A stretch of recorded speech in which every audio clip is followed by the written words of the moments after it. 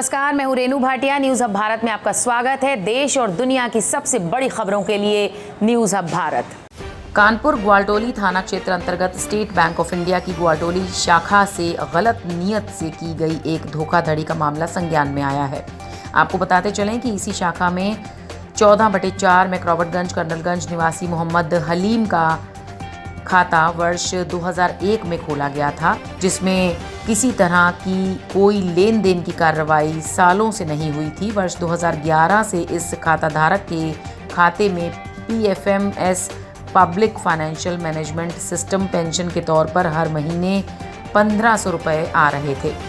28 दिसंबर 2020 तक पेंशन आती रही थी, जबकि इस खाता धारक के द्वारा कोई निकासी नहीं की जा रही थी और इसके चलते बैंक अधिकारियों ने इस खाते को इनकॉर्पोरेटिव की सूची में डाल दिया था। इस विषय पर न्यूज़ हब भारत के संवाददाता ने जब गहनता से इसकी जानकारी बैंक के ऑपरेशन मैनेजर रोहित कांत मिश्र और शाखा प्रबंधक से की, तब रोहित कांत मिश्र, जो कि ऑपरेशन मैनेजर हैं, उन्होंने बताया कि आशी खान नाम की एक लड़की एक अन्य महिला के साथ बैंक आई और खाता धारक को अपिता बताते हुए उनकी मृत्यु की पुष्टि की और संबंधित खाता धारक के खाते से भुगतान के लिए कहा। बैंक अधिकारी के दिए आधार कार्ड में नाम और पता सही मिला। इसके बाद बैंक ने अपनी प्रक्रिया शुरू की और इसी क्रम में बैंक अधिकारी ने आशी से मृत्यु प्रमाण पत्र मांगा तो उसने 23 जुलाई 2011 की नगर निगम से जारी प्रमाण पत्र दिया। जब बैंक अधिकारी ने उनसे पूछा कि आपके पिता की मृत्यु कब हुई है, तो उसने बताया कि 2017 में देहांत हुआ था और साथ ही उसने 20 अगस्त 2017 को जारी प्रमाण पत्र दे दिया। जब संबंधित बैंक अधिकारी की कुछ शक हुआ, तब उन्होंने पूछा कि कोई और भी प्रमाण पत्र है, तब उसने 20 मार्च 2018 में जारी किया गया एक और प्रमाण पत्र भी दे डाला। ज़रा सोचिए, एक ही व्यक्ति के एक ही जगह 3 मृत्यु प्रमाण पत्र, और जब ये सब बैंक के अधिकारियों के सामने आया तो बैंक अधिकारी भी सकते में पड़ गए। इसी बीच मौका पाकर दोनों महिलाएं बैंक से फरार हो गई।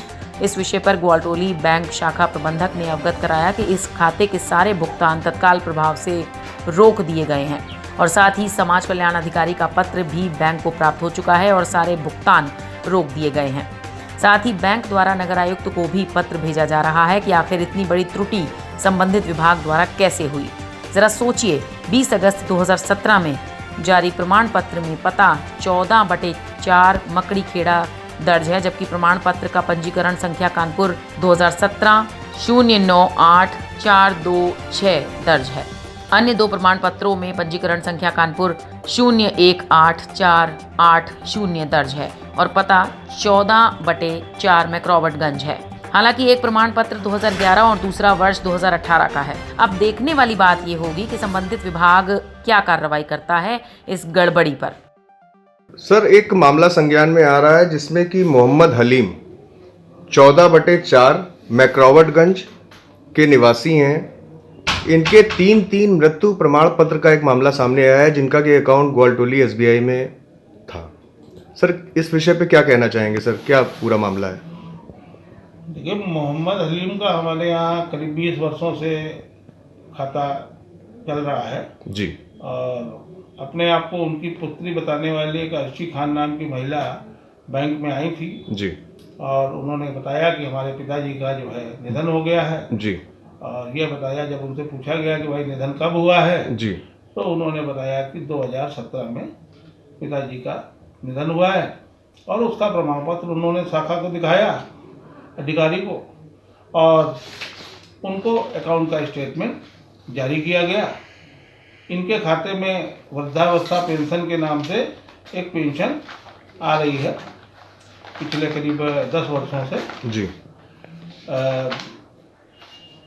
जब ये अपनी जो मृतक खातों से पैसा लेने की जो प्रक्रिया होती है पूरी करके ये आई जी, तो इनके कागजों की जांच में ये पाया गया कि 2017 की जगह इन्होंने 2011 का जी मृत्यु प्रमाण पत्र मोहम्मद हलीम का लगाया है। जी। जब इनसे उसकी मूल प्रति मांगी गई तो इन्होंने हड़बड़ी में एक मृत्यु प्रमाण पत्र जो बैंक अधिकारी को दिया जी, वो 2018 का था जी। ये देख के हम लोग चौंक गए जी। कि एक व्यक्ति का जी जी जी एक ही मृत्यु प्रमाण पत्र होना चाहिए और उनके 3 मृत्यु प्रमाण पत्र थे। तो उनको भुगतान नहीं किया गया है, खाते पर रोक लगा दी गई है। और जिला समाज कल्याण अधिकारी का आज बैंक को पत्र भी प्राप्त हुआ है जी।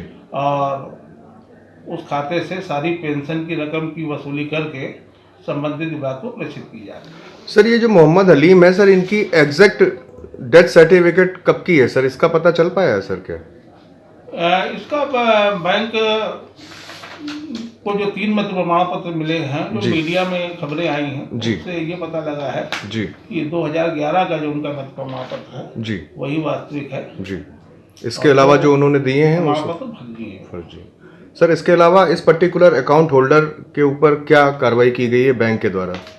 क्योंकि अकाउंट होल्डर तो अभी दुनिया में है ही नहीं, जी तो इसलिए उसके ऊपर कार्रवाई का कोई प्रश्न नहीं उठता है। जी। जो लोग पेंशन के लिए यहाँ पर आपके सामने आए थे, वो आए थे, वो उसी समय मतलब जो है जब बातचीत हो रही थी जी तो वो लोग मौके का फायदा उठा के जी यहाँ से चले गए थे। जी। और अगर दोबारा आएंगे तो उनके खिलाफ सख्त कार्रवाई होगी।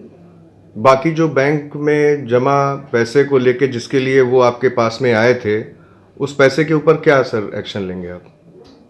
जो मैंने आपको जैसा भी बताया जी कि उनके खाते में जितनी भी वृद्धावस्था पेंशन गलत तरीके से आई हुई है, जी समाज कल्याण अधिकारी का पत्र बैंक को प्राप्त हो गया है। ठीक है और वो सारी वसूली करके वापस समाज कल्याण विभाग को प्रेषित की जा रही है। सर। क्या इसकी सूचना नगर निगम को भी दी गई है सर? नगर निगम को देने की तैयारी है, नगर निगम को पत्र जाएगा जी। और उसके बाद नगर आयुक्त के साथ इस मैटर को उठाया जाएगा। निशांत पाठक की खास रिपोर्ट, न्यूज़ हब भारत। देश और दुनिया की सबसे बड़ी खबरें सिर्फ न्यूज़ हब भारत पर देखने के लिए हमारे चैनल को सब्सक्राइब और लाइक करना ना भूलें और बेल आइकन जरूर दबाएं।